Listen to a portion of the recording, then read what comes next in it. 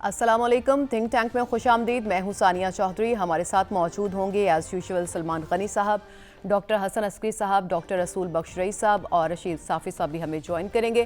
عام انتخابات کے نتائج کے خلاف جو آوازیں اٹھنا شروع ہوئی تھیں اب ان میں شدت آتی جا رہی ہے، اور یہ اپنی نوعیت کے شاید پہلے انتخابات ہوں گے جن میں جیتنے والے کیا ہارنے والے کیا سب ہی دھاندلی کے الزامات لگا رہے ہیں، اور اب انتظامیہ بھی الزامات لگانے والوں کے صف میں شامل ہو گئی ہے۔ کمشنر راولپنڈی نے آج 13 حلقوں کے نتائج پر اثر انداز ہونے کا اعتراف کرتے ہوئے نہ صرف اپنے عہدے سے استعفیٰ دے دیا ہے بلکہ اپنے لیے سزا بھی تجویز کی ہے۔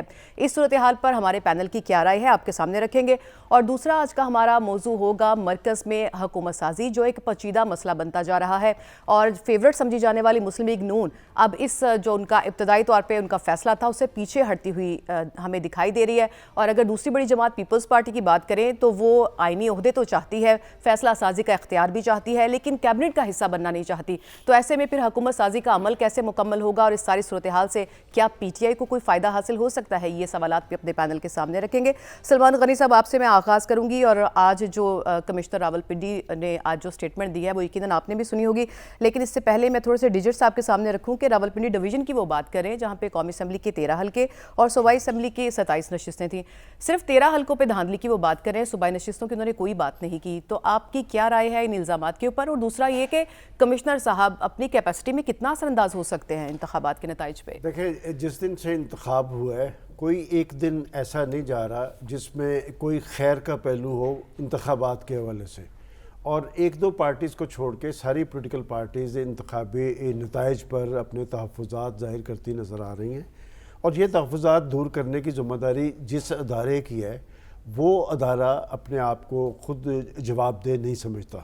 کہ ماضی کے اندر چیف الیکشن کمشنر جب انتخاب ہوتا تھا تو ہم دیکھا کرتے تھے کہ وہ پہلا جو ہوتا تھا وہ خود اناؤنس کرتا تھا کہ جی یہ رزلٹ ہے، تو ایک ساکھ ہوتی ہے ادارے کی۔ جہاں تک کمشنر صاحب کی بات آپ کر رہی ہیں، کمشنر صاحب سوٹڈ بوٹڈ تھے، میں نے انہیں بڑے غور سے دیکھا ہے، اور جن نشستوں کی وہ بات کر رہے ہیں وہ 2024 کا تو انہوں نے کہا کہ 70,000 پہ جو 1000 کی لیڈر سے اسے ہم نے جتایا۔ یہ میں رزلٹس لے کے آیا ہوں، یہ 2018 کے رزلٹس ہیں، اور 2018 کے رزلٹس میں کہیں کسی جگہ بھی آپس میں جو ہے کوئی 20-25 ہزار سے زیادہ کا مارجن نہیں ہے، تو اس کا مطلب یہ بات تو ان کی غلط ہے کہ کہیں سے 70 غنی صاحب اس میں تھوڑی سی کنفیوژن ہے، وہ شاید کچھ اس طرح سے کہہ رہے ہیں کہ جو 70,000 والی جو لیڈ لے رہے تھے نا ان کے نتیجے میں ہم نے دوسروں کو جتوایا۔ دیکھیں، تو اس میں تھوڑی سی کنفیوژن ہے، ان کو ہی اس کو کلیئر کرنا پڑے گا۔ ٹیکنیکلی تو یہ ہے کہ براہ راست وہ کمشنر صاحب ان کی الیکشن کی کوئی ذمہ داری نہیں تھی، لیکن میں انہیں بری ذمہ اس لیے نہیں سمجھتا کہ جب آپ نظامی سٹرکچر دیکھتے ہیں نا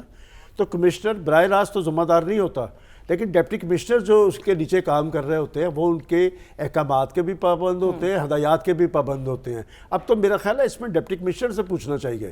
اس وقت ایک سیٹ اپ تو چل رہا ہے نا، ایک شخص نے آپ کا سارا تلپٹ کر کے رکھ دیا ہے کہ جی اتنی بڑی دھاندلی ہو گئی، اور میرے پاس جو رزلٹ ہے میں اس پنڈی ڈویژن سارے کو دیکھ رہا ہوں۔ مثلا ہمارے ایاز امیر صاحب جو ہیں وہ 1,02,000 ووٹ لے کے ہارے ہیں، ان کے مقابلے پہ جیتنے والے جو طاہر اقبال صاحب ہیں وہ 1,15,000 ووٹ لے کے جیتے ہیں۔ 2018 میں یہی طاہر اقبال صاحب 1,30,000 ووٹ لے کے ہارے تھے۔ تو اسی طرح میرے پاس باقی بھی یہ صداقت عباسی صاحب، غلام سرور خان، شیخ رشید، ان میں کوئی زیادہ اتنا مارجن نہیں ہے۔ اصل میں ہمارے ہاں ایک مسئلہ بن گیا ہے کہ جب کوئی بندہ ریٹائرمنٹ کے قریب آتا ہے نا، یا کسی کے مفادات پہ زد پہنچتی ہے، جیسے کل ہم یہاں ویلا کر رہے تھے جناب مولانا فضل الرحمان صاحب کا، آج ہم کمشنر صاحب کا کر رہے ہیں، کل آنے والے میں ایک نیا ایشو آ جائے گا۔ اس کا مطلب کہ پاکستان کے انتخابات میں کوئی نہ کوئی کسی نہ کسی سطح پہ ایک کنفیوژن ہے، اور جسے دور کرنے کی ضرورت تھی وہ کوئی دور نہیں کر پا رہا۔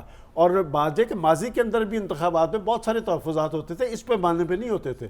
کچھ پارٹیز جو ہے وہ اس کے حق میں جا رہا ہوتا تھا سب کچھ، وہ خاموشی اختیار کر لیتی تھی۔ اور میں اور بھی آپ کو بتاؤں، دیکھیں انتخابات کی کریڈیبلٹی قائم کرنے کے لیے ماضی کے اندر بہت سارے اقدامات ہوتے تھے، اور اس دفعہ تو سب سے زیادہ دعوے کیے گئے تھے کہ جی انتخابات آزادہ نہ ہوں گے، شفاف ہوں گے، اور پھر الیکشن کمشنر نے کہا کہ 9 فروری کو 2 بجے تک سارے رزلٹس آ جائیں گے۔ پہلے ہم آر ٹی ایس کا رولر ہوتے تھے، اب سیٹ اپ ہے، اس میں ویسے کمشنر اثر انداز ہو سکتے ہیں انتخابی نتائج کے اوپر؟ جب آپ نے اثر انداز ہونا ہوتا ہے، ہم تو یہ انتخابات دیکھتے آئے ہیں، آپ کس کس کا پوچھتے ہیں؟ میں آپ کو 2002 سے بتاتا ہوں، میاں اظہر صاحب تھے، تو مجھے بتایا گیا کہ جناب ہم اتنے بڑے بندے کو ہرائیں گے کہ پتہ بھی نہیں چلے گا. اور یہ ہوا کہ سب سے پہلا رزلٹ پی ٹی وی پہ آ رہا تھا کہ میاں صاحب الیکشن لوز کر کے ان کی گنتی بھی شروع نہیں ہوئی تھی. لیکن اس دفعہ جو کچھ ہو رہا ہے نا, میں نے کل بھی کہا تھا کہ پیر پگاڑا جیسا آدمی, دیکھیں مجھے 30 35 40 سال ہو گئے جرنلزم میں, بڑے پیر صاحب سے بھی ہماری اچھی کہ بات ہے کہ اگر وہ سڑکوں پہ آ رہے ہیں, پیر صاحب پہ اسٹیبلشمنٹ سے بہت اچھے روابط رہے ہیں, اگر وہ پارٹیز بھی جو ساری زندگی اسلام آباد پنڈی سے اچھے تعلقات کی عمل تھی وہ بھی ریزرویشن شو کر رہی ہیں, تو کہیں نہ کہیں کسی نہ کسی سطح پہ کوئی گڑبڑ ضرور موجود ہے. اور جسے اس گڑبڑ کو دور کرنا ہے, اب کمشنر صاحب کے بیان پہ مطلب آپ چیف جسٹس صاحب کو بھی انوالو کر رہے ہیں, وہ چیف جسٹس جس نے پاکستان کے اندر انتخابات کو یقینی بنایا.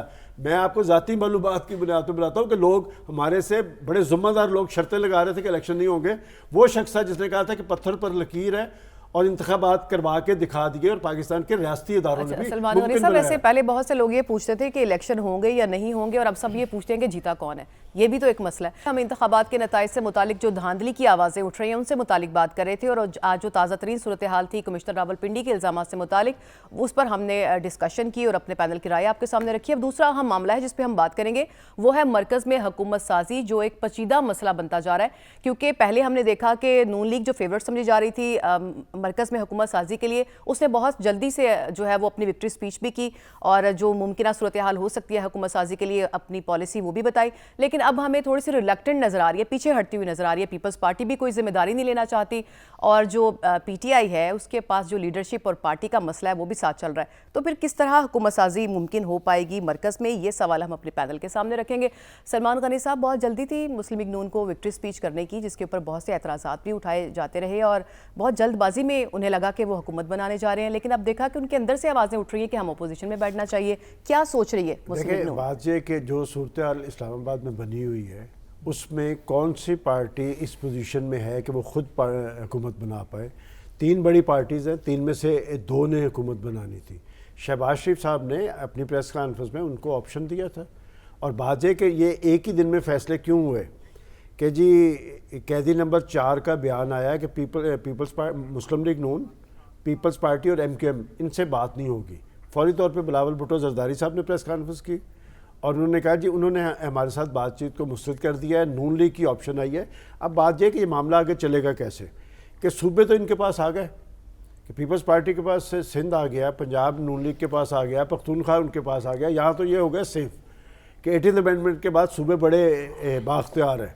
اصل مسئلہ ہے اوپر, اور اوپر کا مسئلہ کیا یہ چلا لیں گے اس طرح. اور پاکستان مسلم لیگ نون وہ جو آیا تھا نا ایک فارمولہ کہ جی پاکستان کھپے کے نام پہ وہ چاہ رہے ہیں کہ سارے آئینی عہدے ہمیں دے دیں, اور دوسری پارٹی جو ہے وہ IMF سے مذاکرات کی بنیاد پر وہ اپنا ایک رول چاہتی ہے. ڈیلیور کرنے کی پوزیشن میں کوئی نہیں ہے. اور جو اصل پارٹی ہے وہ تو اس وقت مزاحمتی سیاست کر رہی ہے, وہ تو احتجاجی سیاست کرنا چاہتی ہے. آپ نے دیکھا کہ جی آج بھی انہوں نے مظاہرے کیے ہیں, اور جو جتنا زیادہ وزنی ہوتا ہے یا جس کے پاس مینڈیٹ ہوتا ہے نا, مینڈیٹ ذمہ داری کے ساتھ مشروط ہوتا ہے. اور میرا ذاتی خیال یہ تھا کہ اگر عمران خان صاحب ان کی پارٹی ایک صنعتی پارٹی کے طور پہ بیہیو کرتی اور پولیٹیکل پارٹی سے, اگر مولانا فضل الرحمان سے بات چیت ہو سکتی ہے, ذرا اندازہ لگائیں, تو پیپلز پارٹی اور مسلم لیگ نون سے کیوں نہیں ہو سکتی. اگر میں یہ بات کہوں, پیپلز پارٹی سے ویسے بات چیت ہونے کے بارے میں کچھ پیش گوئیاں کی جا رہی ہیں, مجھے یاد ہے اسی وقت جب ہمارے دنیا چینل سے میں نے اسی وقت کہا تھا کہ تھوڑی دیر کے بعد تردید آ جائے گی. جب آپ مائنڈ سیٹ کو پولیٹیشین کو پڑھ لیں نا, وہ پتہ ہوتا ہے کہ وہ فضل الرحمان سے بات چیت کیوں ہو رہی تھی. میں نے کل کیا کہا تھا کہ فضل الرحمان کے ساتھ حکومت سازی نہیں کرنی, مطلب یہ تھا کہ ہم چونکہ احتجاجی سیاست کی طرف جا رہے ہیں, ہمارے لوگ تو ڈر کے مارے سڑکوں پہ نہیں آئیں گے, تو فضل الرحمان یا جماعت اسلامی کو آگے کریں گے. اب بات یہ کہ آج میٹنگ ہوئی ہے ان کی, اور وہ جو چارٹر آف ڈیمانڈ ہے پیپلز پارٹی کا وہ نون لیگ نے مسترد کر دیا ہے, اور اصل پاور ہے نواز شریف کے پاس. اور آپ کو یاد ہے میں نے پہلے بھی کہا تھا کہ نواز شریف صاحب کے ہاں جو اجلاس ہوا ہے انہوں نے کہا کہ یہ اس چارٹر آف ڈیمانڈ کے بعد ہم اپوزیشن میں بیٹھنے کے لیے تیار ہیں. اب جو لیٹسٹ بات ہے, اب یہ اجلاس پھر پیر کو ہو رہا ہے, اور یہ جو حکومت سازی پہ جو کمیٹیز کا اجلاس ہے یہ تو پیچھے چلا گیا ہے. اب بات اور ڈسکشن ہو رہی ہے الیکشن کے رزلٹس پہ, ایک نئی کیفیت طاری ہوئی ہے. اب وہ معاملہ آگے کی طرف کیسے جائے گا. شہباز شریف صاحب نے یہ باور کروا دیا, میں خود یہ بات آپ کو کہتا رہا کہ یہ چیزیں طے ہیں. اب شہباز شریف صاحب نے انہیں باور کروا دیا کہ یہ ریوڑیاں نہیں ہیں, میں ایگزیکٹلی لفظ بتا رہا ہوں کہ جو ہم نے تقسیم کرنی ہے, یہ پاکستان کا معاملہ ہے. 3 سال حکومت ہم کریں گے، 2 سال آپ کریں گے، اگر آپ کو منظور ہے تو بتا دیں، نہیں تو ہم اپوزیشن میں بیٹھنے کے لیے تیار ہیں، آپ کر لیں۔ تو بات یہ کہ اس طرح یہ معاملات چلنے والے نہیں، اور میں آپ کو بتاؤں اگر تو یہ معاملہ چلانا ہے اور یہ سیاستدانوں کی ذمہ داری ہے، یہ اسلام آباد تب چلے گا جب کنسنسس ہوگا۔ میں نے کل بھی آخر میں یہ بات کہی تھی کہ یا نیشنل ڈائیلاگ کر لیں یا نیشنل گورنمنٹ بنا لیں، نہیں تو یہ سسٹم ان کا چلتا نظر غنی نہیں آ صاحب رہا۔ لیکن میٹھا میٹھا کھانا چاہتی ہے پیپلز پارٹی، کنسنسس کیسے آپ ہوگا؟ ذرا اندازہ تو لگائیں، وہ کہتے ہیں کہ جی کہ ایوان صدر بھی ہمیں دے دیں، جی، چیئرمین سارے سینٹ بھی ہمیں دے عہدے دے دیں، دیں۔ گورنرز بھی ہمارے، وہ ملائی کہتے ہیں ہمیں دے دیں، اور مسلم لیگ نون جو ہے وہ ذمہ داری لے لے۔ اس وقت کوئی پارٹی بھی ذمہ داری لینے کی پوزیشن میں نہیں ہے۔ پاکستان ایک گرداب میں پھنسا ہوا ہے، معاشی غنی صورتحال ہے۔ صاحب نون لیگ کو اس صورتحال کا ادراک نہیں تھا؟ فوری طور پہ انہوں نے اپنا لاہمل ایسے کیوں دیا کہ وہی گورنمنٹ فارم کرنے جا رہے ہیں؟ نہیں، یہ بات ہمارے پروگرام میں بھی ڈسکس ہوئی تھی کہ جی انہوں نے بلاول بھٹو زرداری صاحب نے کہا تھا عمران خان صاحب کی طرف سے ریفیوز کرنے پہ کہ جی ہم ان کے ساتھ مل کے حکومت بنائیں گے، اور حکومت کوئی مذاق تو نہیں ہے۔ اب جو فارمولہ وہ لے کے آ رہے تھے کہ جی پیپلز پارٹی کو سارے آئینی عہدے دے دیں، وہ 5 اور 6 سال کے ہیں، اور ان کو دے دیں جا کے گورنمنٹ پتہ نہیں یہ چلنی بھی ہے یا نہیں چلنی، تو یہ ایک مذاق تھا بہت بڑا۔ اور میں سمجھتا ہوں کہ مسلم لیگ نون نے درست کہا ہے کہ جی یہ فارمولہ ہے، اگر اس پہ آپ نہیں مانتے تو پھر آپ بنا لیں۔ صحیح، یہ سلسلہ کوئی فارمولہ اکثریتی پارٹی کو جب آپ مسلط کریں گے نا، پھر یہی کیفیت طاری ہوگی۔